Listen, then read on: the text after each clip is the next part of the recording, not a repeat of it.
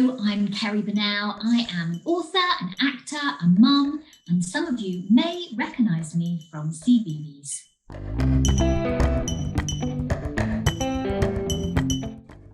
My favourite childhood story hero, I mean, where to begin? There are so many.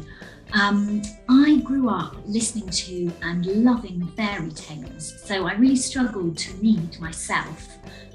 But luckily I had a very lovely mum who read me lots and lots of stories, and the most prominent ones were really fairy tales. You know, all the ones that we sort of recognise from Disney, but she didn't read me those versions. She read me the original versions, which were a bit darker and a bit more similar to Grimm's tales. So I just loved the idea of being Red Riding Hood, and I even had a bright red poncho that I would very proudly wear to nursery, I think. And I would be dreaming of going off, running off into the woods and skipping off the path and going to meet a wolf. I had really long, tangly blonde hair, so Goldilocks was another one that I really hoped I would one day be. And probably Rapunzel as well, but then also maybe Cinderella. And I also really wanted to go to Neverland and be Wendy.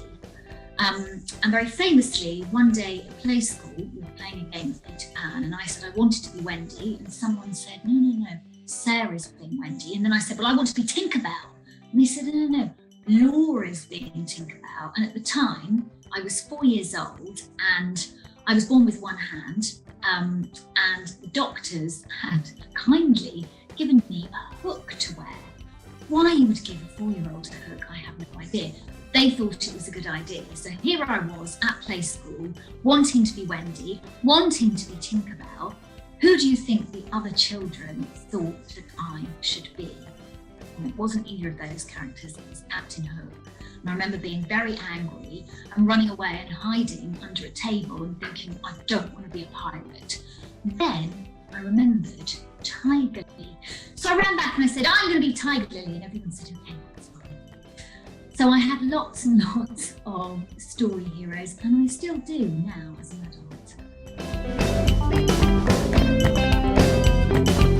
So my top 3 tips for storytelling are: use your imagination, and by that I mean just let it flow, have no holds barred, just really be as wild and free as you want to. My second tip would be, don't let spelling or grammar hold you back, because it is storytelling. It's not an exercise in English language, or it's not an English literature exam. This is your story that you're telling. And if you spell the word forest wrong, well, you'll still know what you meant, and I'm sure someone can spell check it for you before anyone else sees it. And lastly, I would say, write about things that excite you. Because if you love your story, and if it's meaningful and exciting to you, then the chances are that someone else reading it will have that same magical spark when they pick your work up.